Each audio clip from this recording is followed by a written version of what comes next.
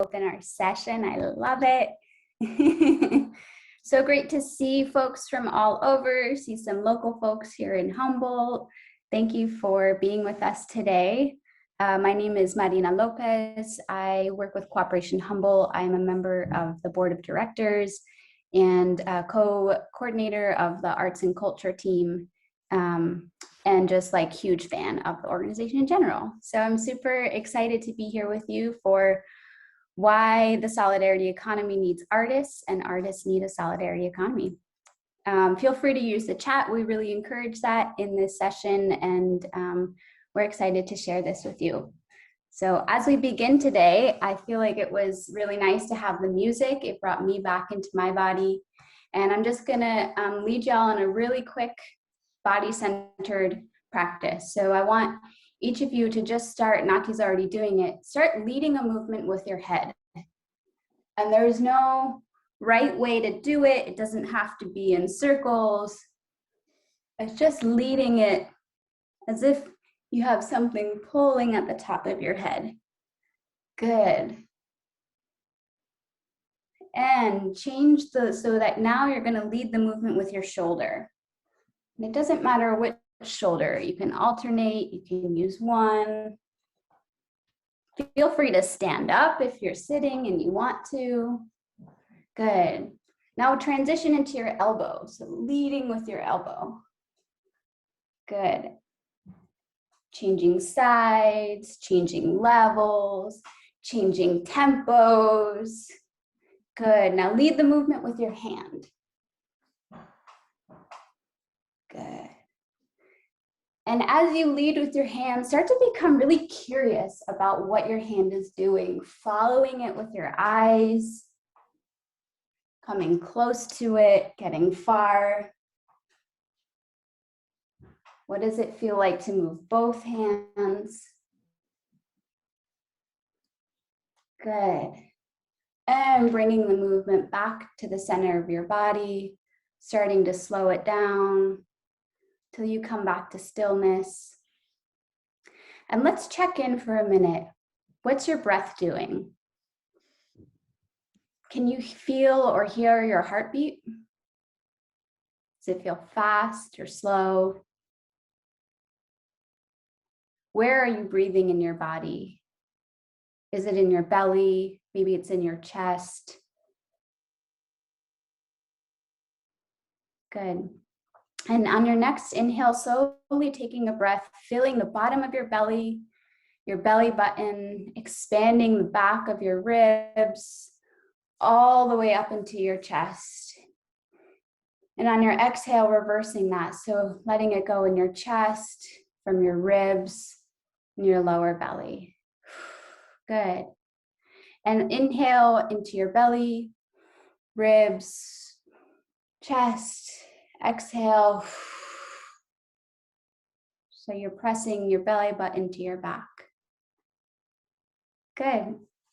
So I like to open with just a little bit of movement. My background is as a dancer and a massage therapist and somatic educator. And thank you for participating. I hope that felt good to you, or at least brought up some sensation for you, maybe a little bit more awareness into what you're feeling today. As we talk about a solidarity economy and what it means to operate and live within and create one, we really can't, like we're saying that we are creating an economy based on care. And if we can't feel, then we can't care. We can't access that sensation of care for one another. So for me, like, there's so much more I could say about that, but in the simple version, if we can't feel, we can't care. So as we start to create and imagine what a solidarity economy is and how to be in one as artists, as people, on the foundation of it, we need to be able to feel so that we can begin to care about those around us, the community, and the earth that we are existing on. So thank you so much. And now I will pass it on to David.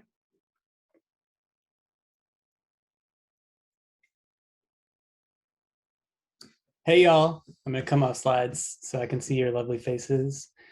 So good to be with you. My name's David. I use they, them pronouns. I am on the education team at the Highlander Center and just grateful to be part of this team of people that's gathering y'all together today. Thanks so much, Marina, for leading us in that embodied exercise. It was something I needed, and I'm sure that all of us did in different ways, especially as we are leaning into embodying our values in this new economy. It's so important that we're in our bodies. So yeah, I really appreciate that. So we want to start with asking some questions of the folks in the room. We want to hear your voices first. Believe it or not, you're already experts in this topic. And so we're going to put some questions in the chat and ask you to respond. Folks can come off mute. Folks can, whatever makes you more comfortable in this moment. We won't be able to take everyone's comments off mute or out loud, but we would love to hear from some folks. And from other folks, we'd love to hear from you in the chat. The questions we want to start us off with today are, how do you use art to care for yourself and others? And then as you start to share some of those in the chat, Marina will make sure and lift those up, and also feel free to come off mute and share out loud. How do you use art already in your experience in your life to care for yourself and others?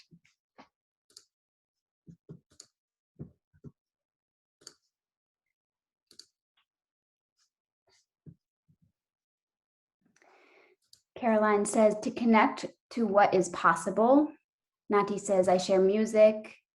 James, using masks to expose masks. Sandra, I make my own handmade books, then use the books for my diary. Cool.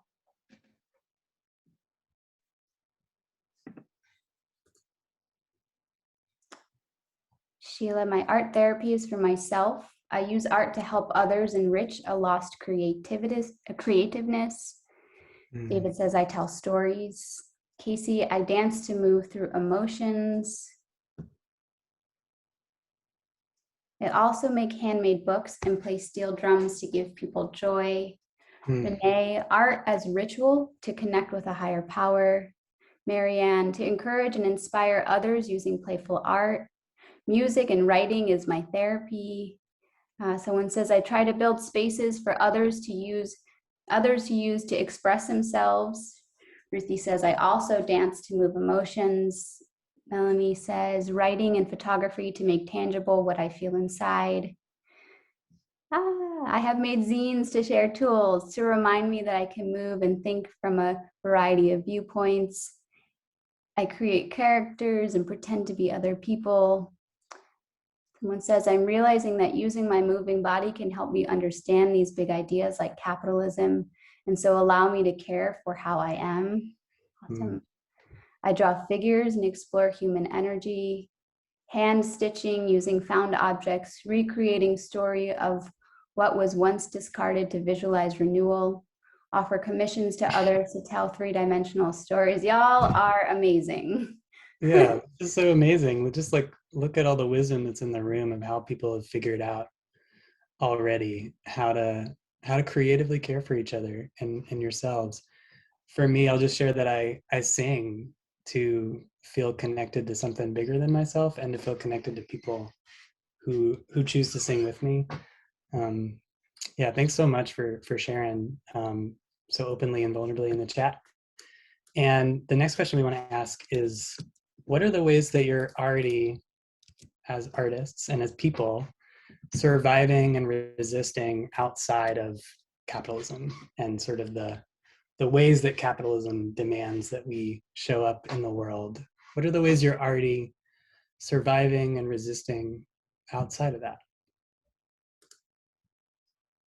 And yeah, we haven't defined capitalism yet. We haven't. It's okay. We're curious how you're showing up and how you're surviving and resisting. I love it. Stephen says this. Yes, Mickey, I moved onto a bus to escape rent. Cool. Participate in clothing swaps. growing some of my own food, making art via gift economies, trading skills, working in collectives, sharing money and mutual aid.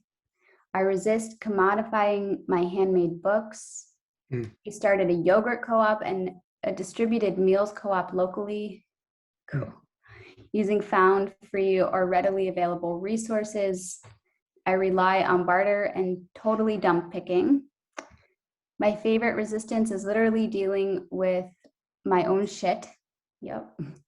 I am struggling financially, so I made a GoFundMe and people can contribute to help me. Asking for help, even facing systemic barriers, is hard.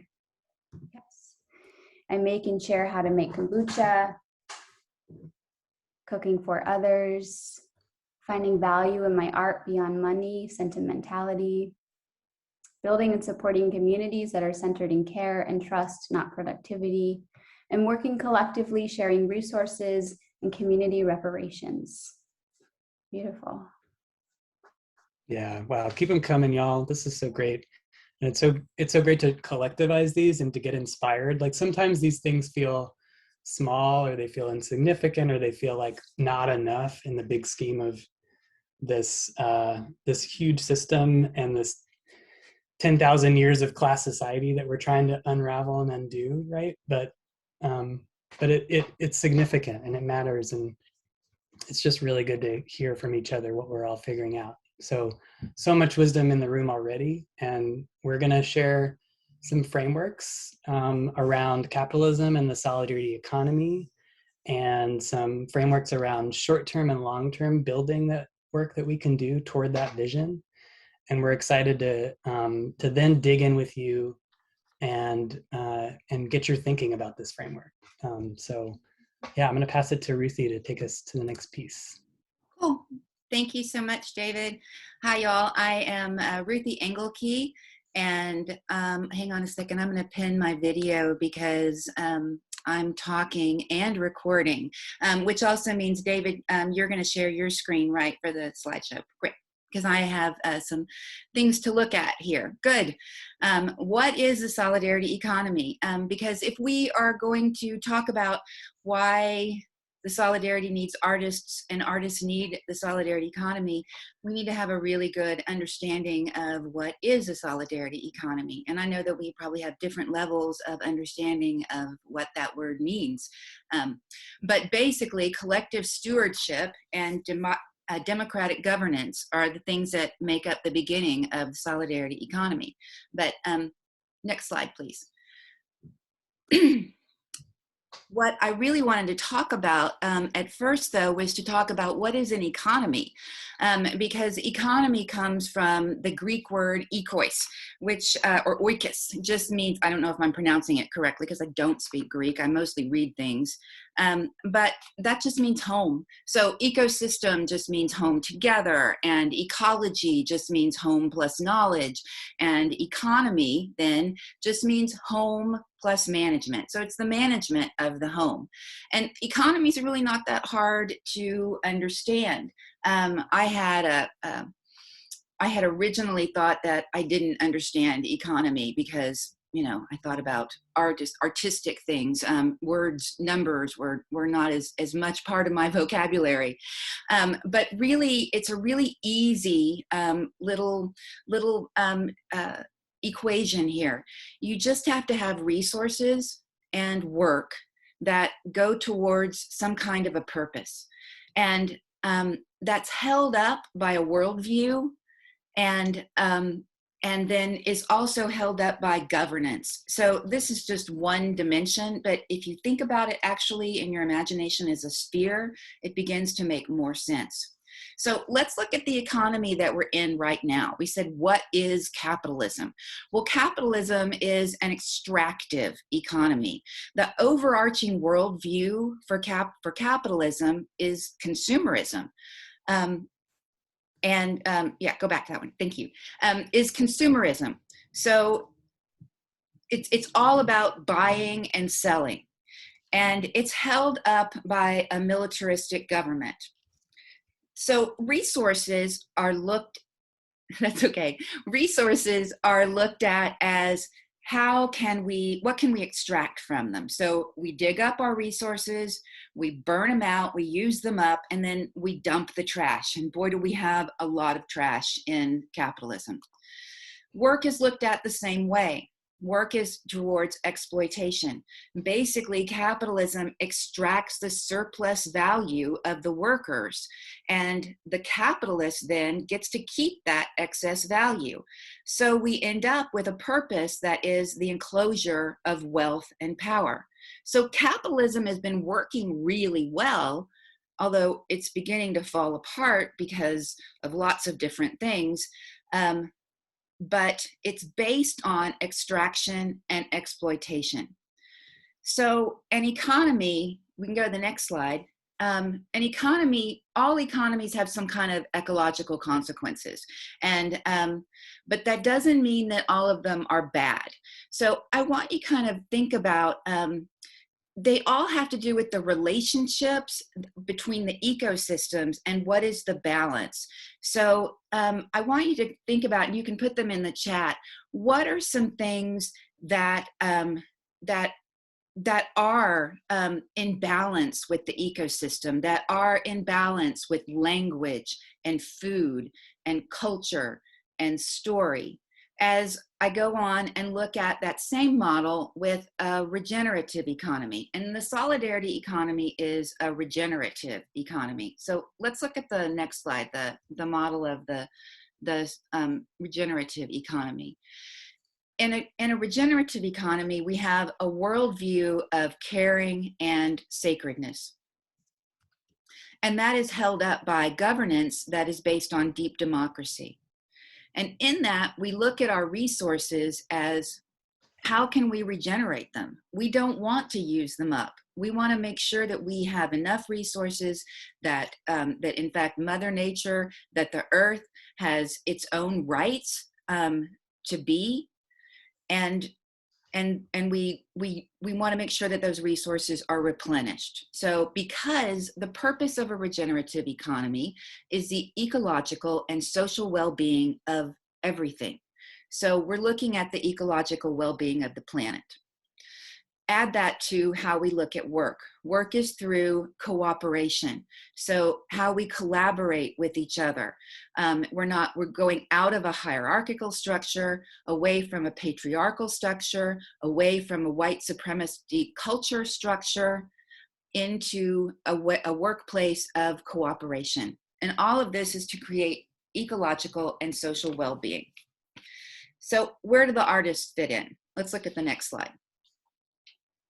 Oh, I forgot about the transition. So we do have to transition. We have to transition from an extractive economy into a regenerative economy. And there's some issue there. There's some issue there because we are already living. We have to continue living within capitalism as it falls apart. But so we have to stop the bad things while we build the new things. So we have to resist while we build. And we have to divest from their power while we invest into our power. And I think the next slide is oh, no, this is the one for how the artists are. I think we took that other one out. That's cool. No, I think I took that other one out about resist and build and empower and inspire, because those are the four things that we try to use in order to create social change and create this change. So let's go ahead, David, to the next one. Which is, where do artists fit in to the solidarity economy? So this was created by Susan Johanda and Caroline Woolard, which I know I just saw Caroline is here in the audience, so I wanted to give her a shout out. So these are kind of the basic of the solidarity arts economy, where artists are workers and they're tenants in racial capitalism. In the solidarity economy, BIPOC, LGBTQ needs and food and healthcare, and are already resisting. They're already resisting these things and resisting the police. Artists are cultural organizers, we're catalysts, we're healers, we're visionaries, we're educators, and we're all working towards a solidarity economy and abolition. That's that resist and build that I was talking about. And the last piece is that artists are practitioners. We're ambassadors of the solidarity economy, and we're ambassadors of abolition. So as artists, we all help maintain a connection to art and culture. So how do we do that? How do we build in the short term and the long term? What is the path forward to a solidarity economy? And I am going to turn it over to Nati Linares of the New Economy Coalition. Great. Thanks, Ruthie. Can we continue to share the slides? Because I think your resist and build did come up later on. Or I can't see the slides right now, David. Yeah, I just didn't know if you wanted to introduce yourself, but okay, great. Hi, everyone. I'm Nati. I'm really excited to be here. I'm a communications and cultural organizer at the New Economy Coalition.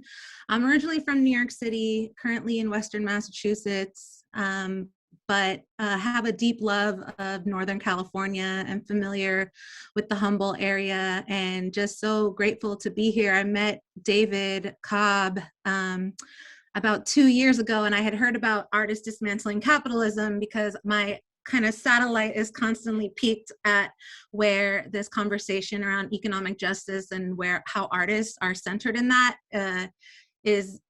I'm constantly looking for where those intersections are happening because of my background and history and how I got to New Economy Coalition, where I've been for 4 years, just learning and unlearning so much about the movement for a solidarity economy, cooperatives, community land trust, participatory budgeting, all of the things.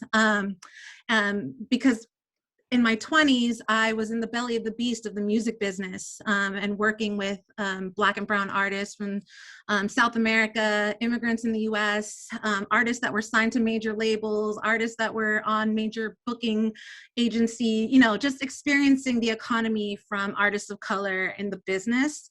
And that was my introduction into the economy, and always knew in my body, right, back to this embodiment, that there was something fundamentally broken and it was designed this way.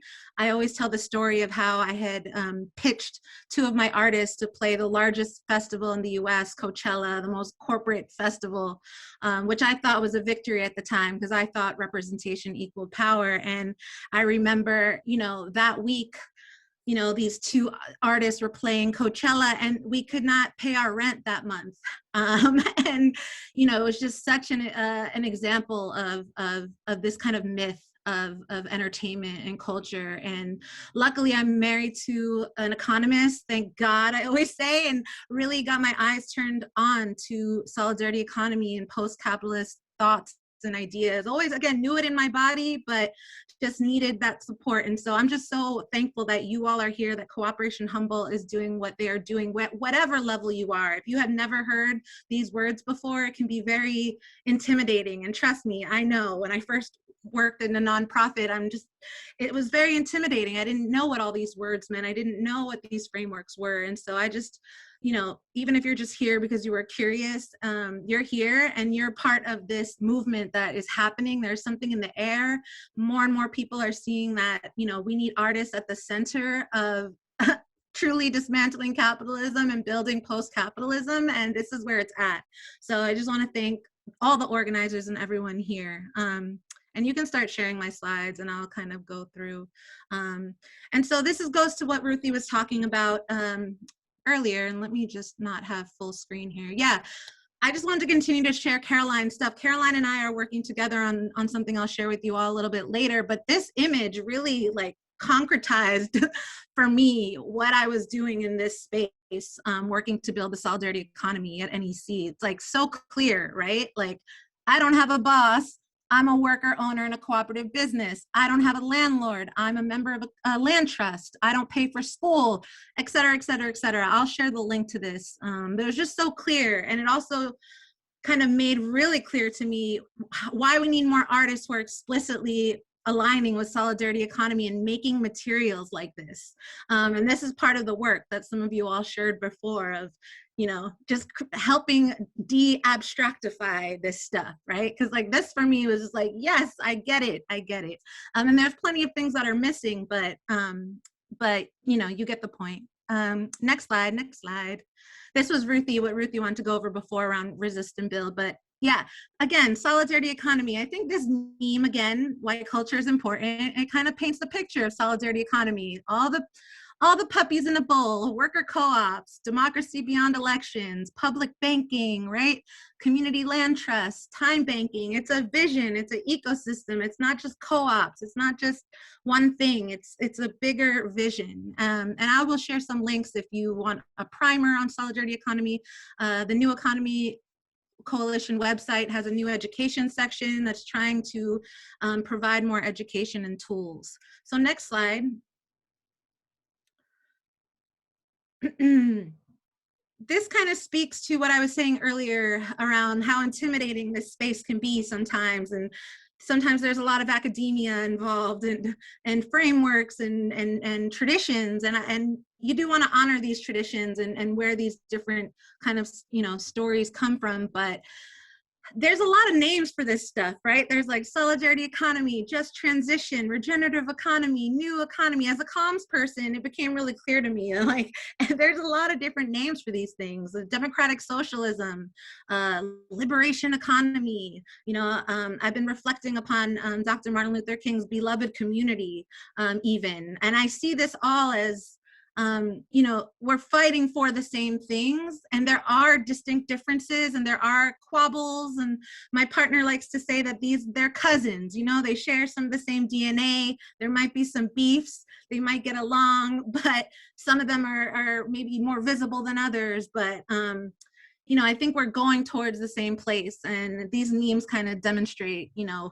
I think, yeah, don't get intimidated by all the words. I want us to see us as moving towards the same place, which is, you know, which is true. Some of my peers are like, we have to be really clear about what we're up against, which I think is, you know, really important as part of the solidarity economy framework, is getting really clear about capitalism. So next slide. So, you know, I love this meme because it's really like capitalism is standing on these kind of, you know, shaky grounds here, but, you know, it's propped up, and propaganda is really, you know, a key part of that. Next slide. And I'll go through this quickly, you know, to honor what Ruthi had talked about with the Just Transition framework, and we shared the zine link.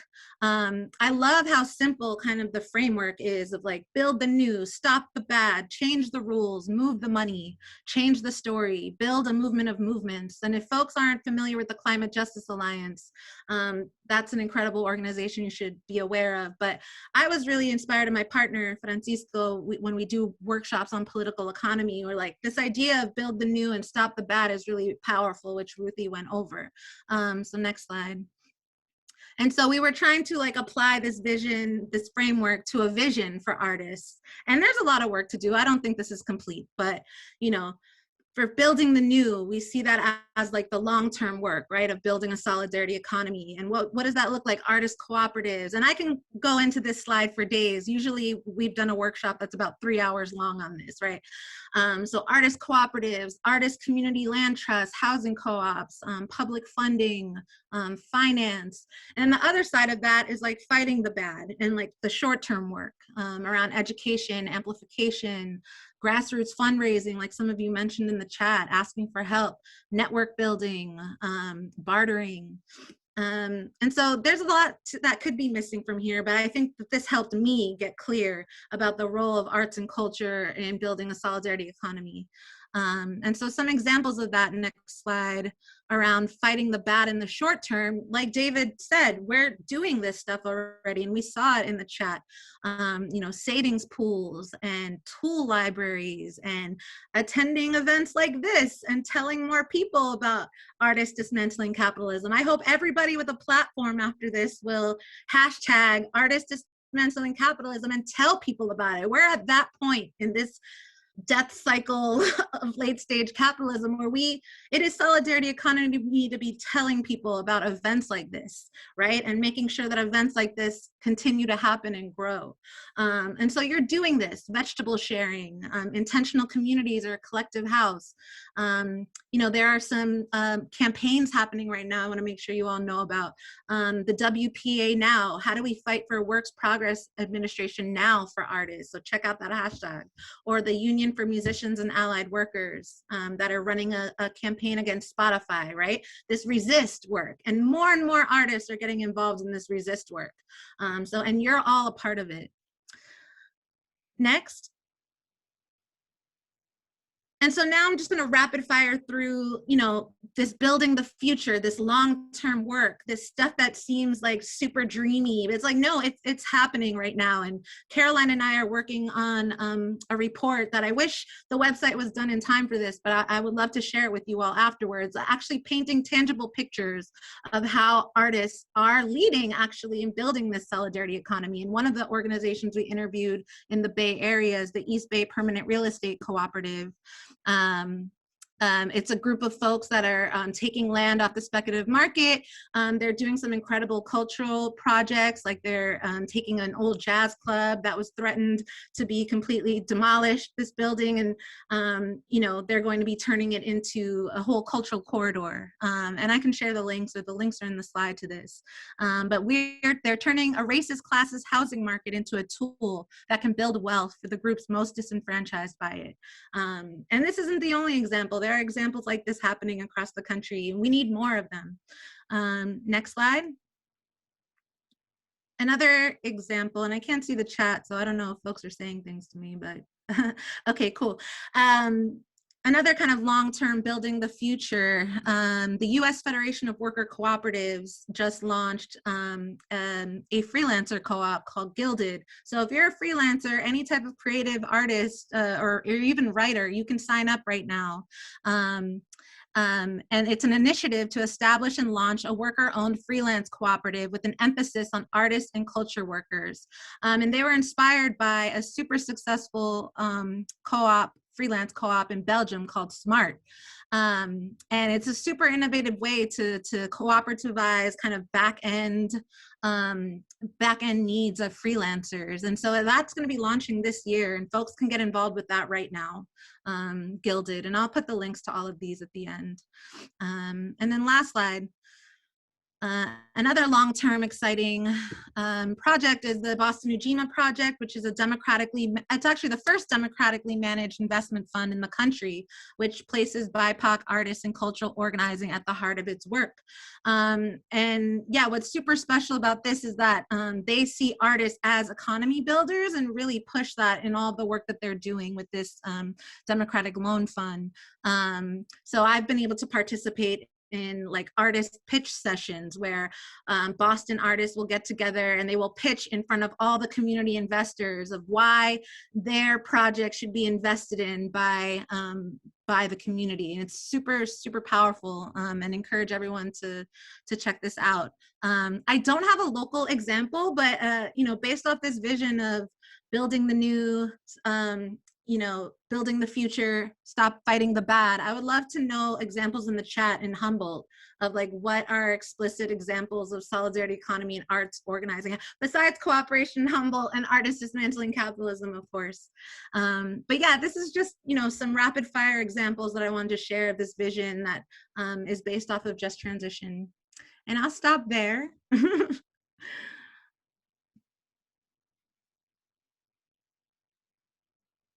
And I think we're going to move into some conversation. Is that right? Because this was a lot of information.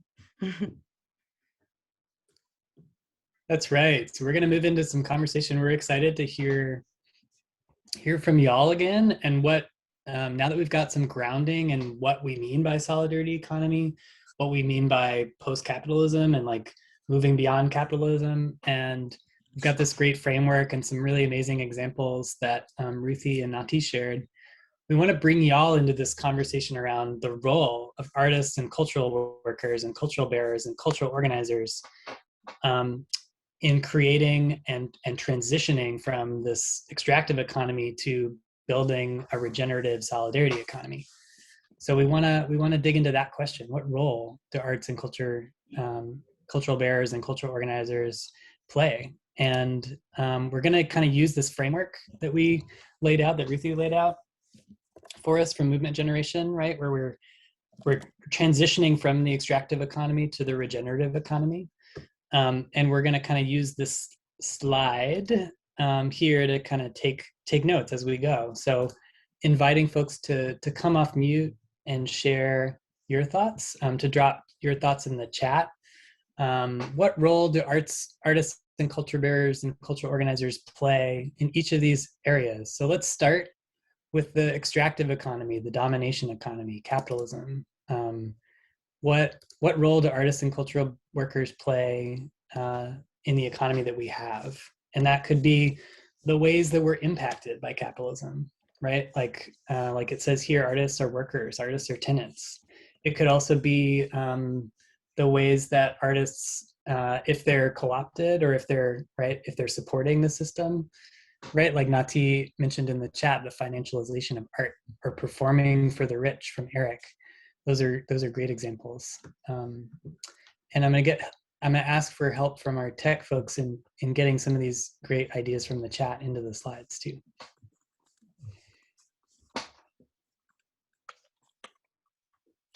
Great, Leslie says creating content for consumption. Safira can be seen as passive entertainment, like art as entertainment for the masses. Yeah. And Lori echoing that.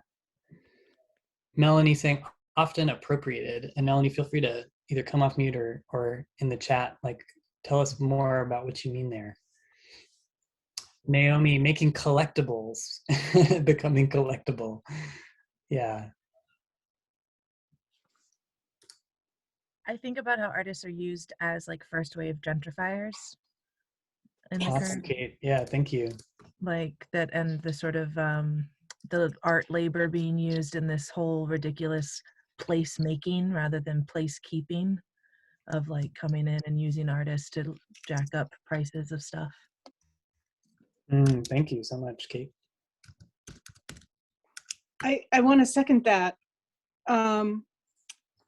We have the ability to recycle things that everyone else is discarding, including spaces, including even culture itself. And that when we are present in an environment, we can revitalize that environment, kind of like putting compost back into the community, into a garden. Artists are the mycelium that breaks things down and makes it available for reuse. And if you keep us in an environment, then that environment stays healthy. That's the regenerative part. Quite often we're driven out and the soil becomes dead again. Yeah, thanks, Sandra. I think you're speaking to where we're kind of going next with the second quadrant too, of like artists' role in the organizing and the transition work toward the new economy. So thanks for taking us in that direction.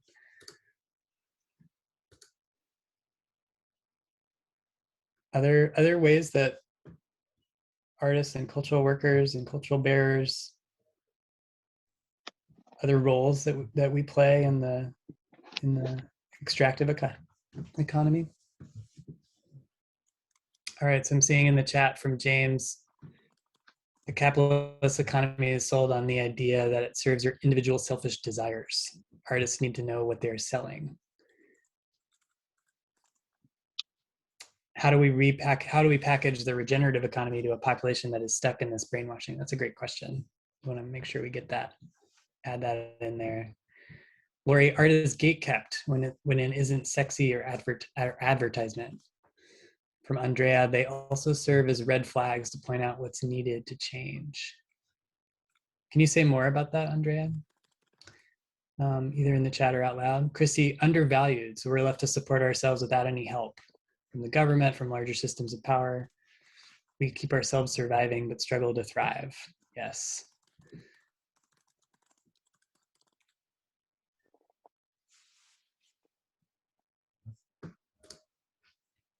And I want to ask, like, Ruthi and Nati and Marina, what if y'all have anything to add, just from your thinking and preparing for this, for today, to what folks are sharing in the chat?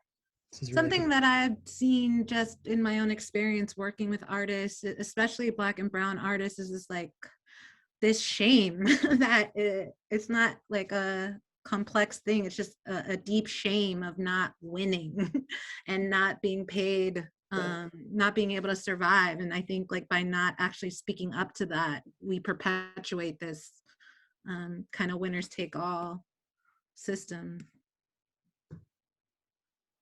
Yeah. Yeah, thanks, Nati. Yeah, thanks, Nati, for that.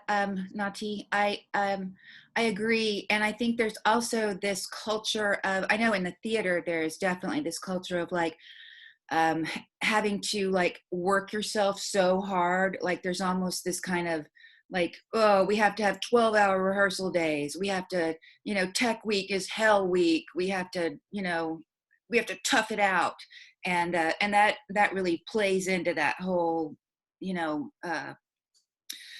It's like that football mentality of capitalism I always kind of think of. Yeah, I think that's really interesting too, because I feel like along the same lines, like within the healing arts, so artists who work on bodies and work with bodies, not only like dancers and performing artists, but massage therapists and you know, like that side of body work.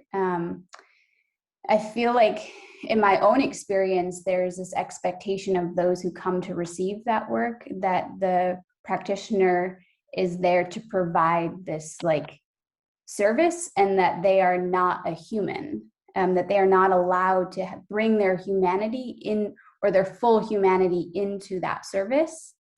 And so I feel like for my own self and experience, I've had to really separate a lot of that out. And yeah, like working 7 hours of labor of using my hands and my body to physically make other people feel better at the expense of making myself feel ill or not well. So I think like there's also that aspect of it too, of the like you just tough it out and get through it. Thanks, y'all. I'm seeing Will with a hand too. You want to jump in, Will?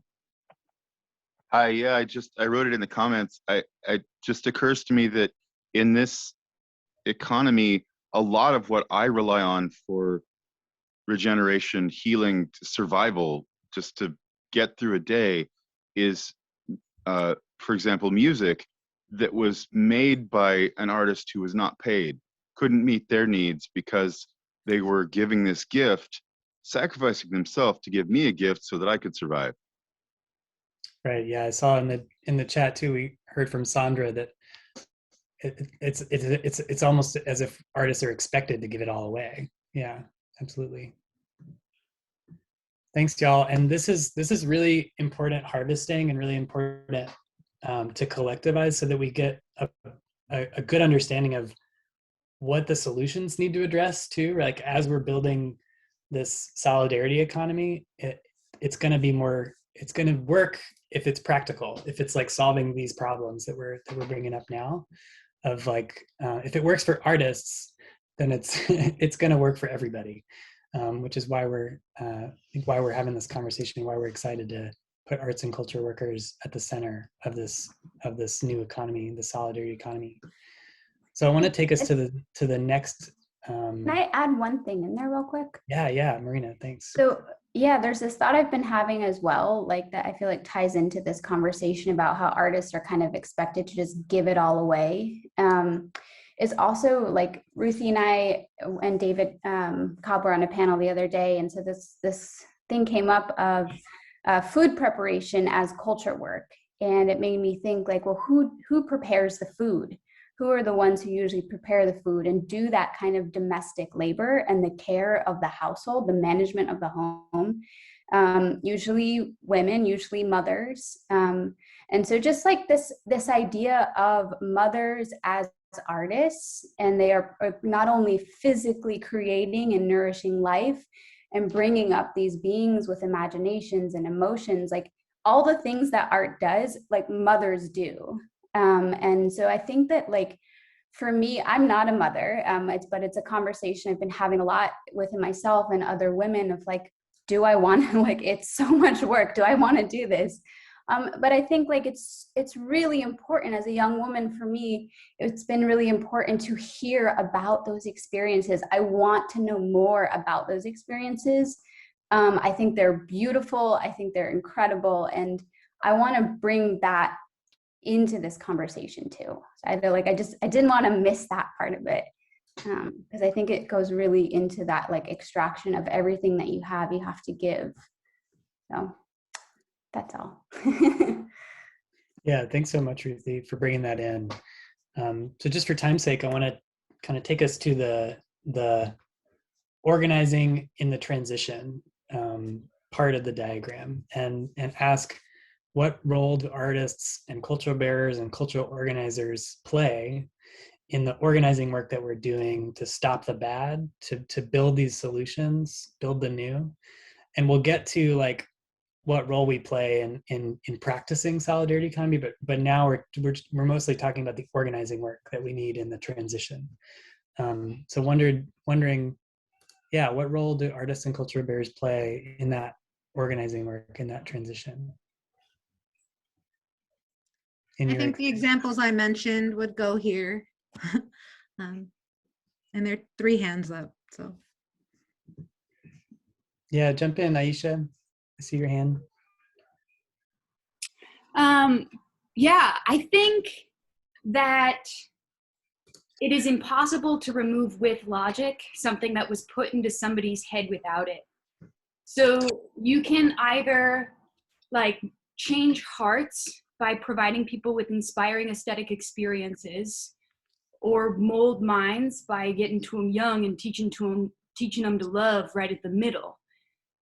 So I think both for like the movement of society and the sustainability of like building a career as a practicing artist, it will be important to find intersections of like creation and education, and incorporate educational initiatives into our art making, which I think can be a really good point for like funding and writing grants.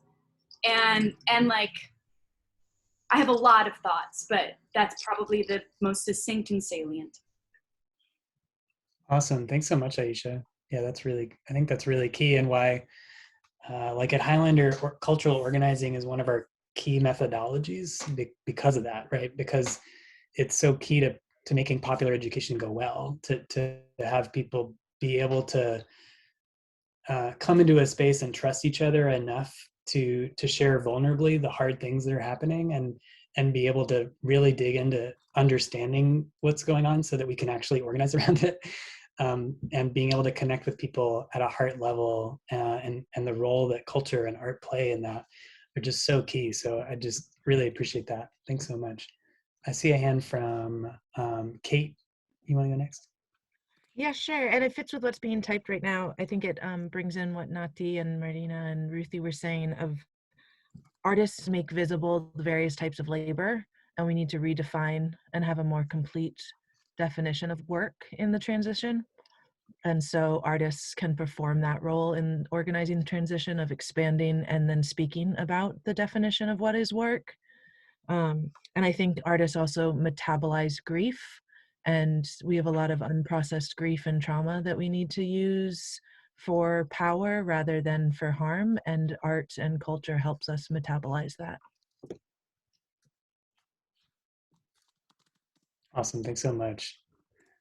Stephen, you're next. Jump in here. Hi, I think art has a role to play in simply producing novelty, like producing new things, new forms, new ideas. And one of the largest issues we face is just imagining a way out of our situation. So yeah, that's my thought. Awesome. Yeah, thanks. So many amazing things coming in through the chat. Want to ask for help from my fellow panelists to lift some of those up, and also just to chime in here. What do you see as the role of artists and cultural organizers and cultural bearers in this organizing work that we've got to do, we've got to take on? Well, I'll read some of the ones that are coming up in the chat here. Inspiring people, world creators. Creativity is vital to social movements, allowing us to not only imagine, but realize these possibilities, sharing new different visions, reconnect the cognitive back to the body so people can feel what is actual and real. Do the work and name the work as you are doing it. Sharing and receiving is a different way of being in the world. Do it. There is no try. Cultural coherency in the transition. Creating a visionary bridge towards our radical imagination. Democratizing healing, accessible healing through the arts. That's needed in transition. Popular education, driving cultural shifts, providing motivation, inspiration, and emotional release to each other and our communities, getting involved in policy-making initiatives and then getting those ideas to the public through powerful art campaigns, creativity, infrastructures of feeling, borrowing from Ruth Wilson Gilmore here. Artists are advocates. Use design skills to create and share information on mutual aid networks like community fridges. We have little free pantries here in Humboldt County. Systems, see the trees and the rooted network beneath the ground. Energy shared, believe in magic. Hosts and facilitators of art experiences, examples, an interactive gallery. It's also important that you don't have to be female or a cis woman to be a mother, to take care of people, to give birth, to do homework as artwork. I am non-binary and resonate with cooking and homemaking. Imagining what the world could be instead of seeing the world that currently is. Sorry, David, you want to jump in there? Just jumping in only because I just looked at the clock and I'm like, oh, we are way over. Let's move a little bit. Along. This has been so great, y'all. And I'm just like learning so much and wanting to just keep staying here. But I want us to get to this last panel before we have to say goodbye. Because I know some of y'all have to jump right at 7. So how about in the solidarity economy, in this regenerative economy that we're trying to build, this what is the role that artists and cultural bearers play, and what also, like, how will artists and cultural bearers benefit, right? How can we understand artists practicing solidarity economy and being beneficiaries of this new economy, and especially with regard to this like collective stewardship and democratic governance elements? What is the role of artists and cultural bearers in really bringing this thing into being? I want to lift up Julie's comment in the chat about art being connective tissue, because I think a regenerative economy is something less siloed and is more filled with connective tissue, and artists sit in multiplicity. And so, yeah. And also here, like, where do you see examples in your own experience of artists working and living outside of capitalism, right? And really already practicing?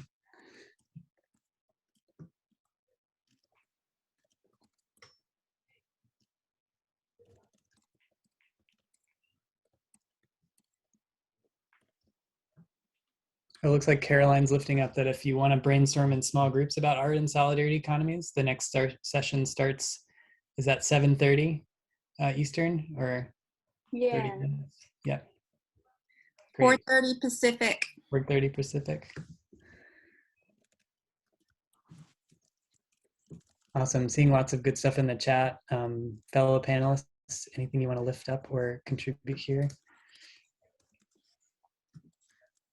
Well, I think I've come into contact with cultural organizers that are now like 100%, you know, focused, well, not 100%, but a lot of their work is focused on organizing book clubs. They're reading Collective Courage by Dr. Jessica Gordon-Nemhard. They're working as cooperative lawyers, or they're actively engaged in some of this institution building. So look around locally, like what's going on where you are, and getting involved in that.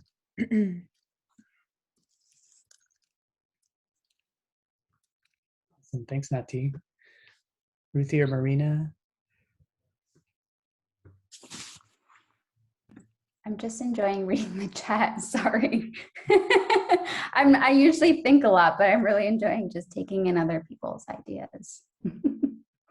An example I came across recently that blew my mind is there's and I know we have 3 minutes, but there's an organization called the Mutual Musicians Foundation in Kansas City that was, unions used to be segregated in the early 1900s. So it was the jazz musicians, because Kansas City was a hub of jazz in that time. And it was the Black Jazz Musicians Union.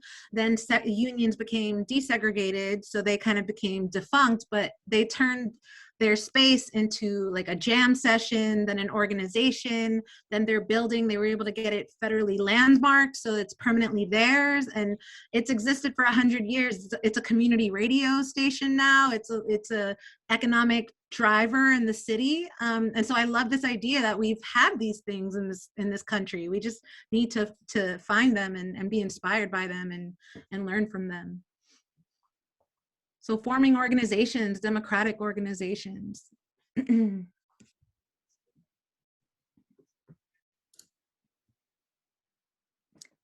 hear you, Cheryl, but this was an example of a Black jazz musicians union, and I can share the history, but I agree with you. Cheryl was uplifting unions.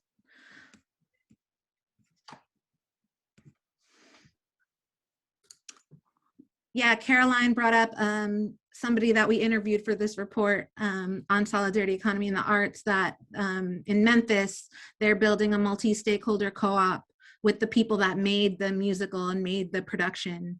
So look out for that in Memphis.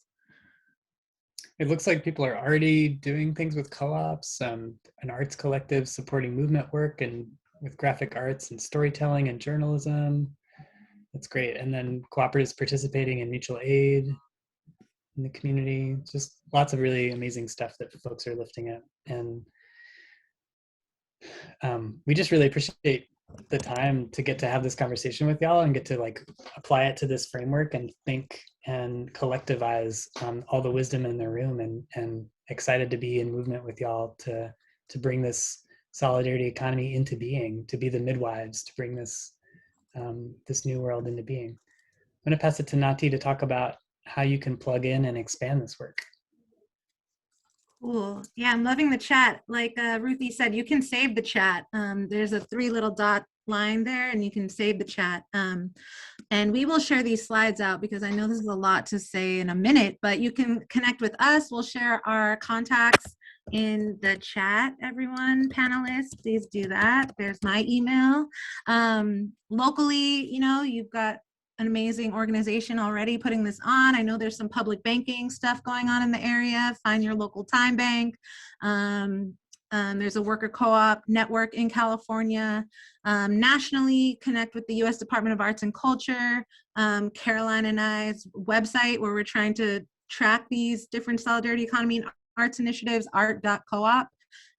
It doesn't exist yet, but it's coming soon. U.S. Solidarity Economy Network, the New Economy Coalition. We'll share these out with you all. And internationally, we have 2 examples, RAPES, which is the International Solidarity Economy Network, and an upcoming book called Beautiful Solutions that's chronicling these kinds of projects around the world. Next slide.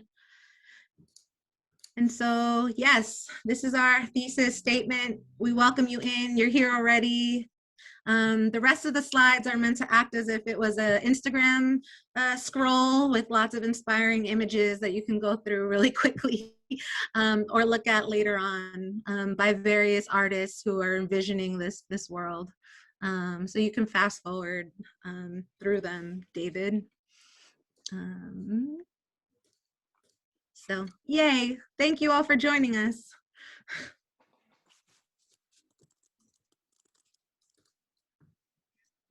Can we get like a woo, or does Marina want to close us out with some like a dance thing? I mean, I think you should put some music on, Nati. Oh man. We'll just dance our way out. Oh my goodness. No pressure. Thank you everyone for being here today. Enjoy yourselves. We hope to see you at our closing session facilitated by Caroline Woolard, who's been uplifted and named quite a few times in this session, who will be facilitating an idea lab. So all those questions we asked you when you registered, we'll be harvesting that information and helping to build these networks and build relationships so that we can continue doing this work and strengthen the work that we're already doing. So thank you, and we will see you soon. You want to jam, you can say.